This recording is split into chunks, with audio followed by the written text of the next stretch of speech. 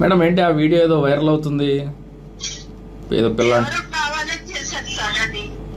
కావాలి. స్కూల్లో 10 రోజుల క్రితం జరిగిందంట అది.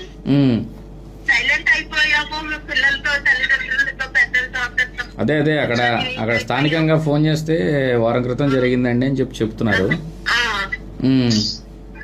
అది ఈ రోజు ఎవరో కావాలని చేశారు సార్. అదే వైసీపీ పేజీలో వచ్చింది మేడం ఫస్ట్. సరే నేను అది ఈ రోజు జరిగిందేమో అనుకున్నా, తీరా చూస్తే మన వాళ్ళకి ఫోన్ చేస్తే వారం అని చెప్తున్నారు. వారం క్రితం జరిగింది సార్. అసలు ఏంటి మేడం విషయం, ఏంటి మేడం?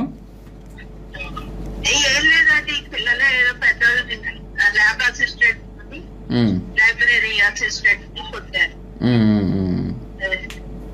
ఓకే, అంటే దేని వల్ల కొట్టారని,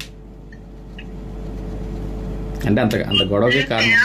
పిల్లలు ఏదో ఇక పిల్లల్ని ఏదో గద్దించారని కొట్టారండి. అక్కడ బాత్రూమ్ దగ్గరే కొట్టారంట. తర్వాత ఇవతలకు వచ్చారు. ఎందుకు కొట్టారని ఆయన క్లాస్ దగ్గరకి వచ్చాడని మళ్ళీ అక్కడ కొట్టారు.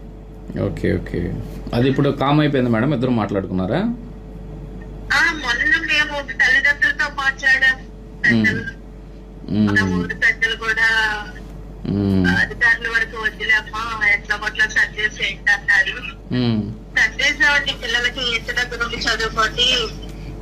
మరి అలా ఫూలిష్ గా బిహేవ్ చేయడం కరెక్ట్ కాదుగా మేడం.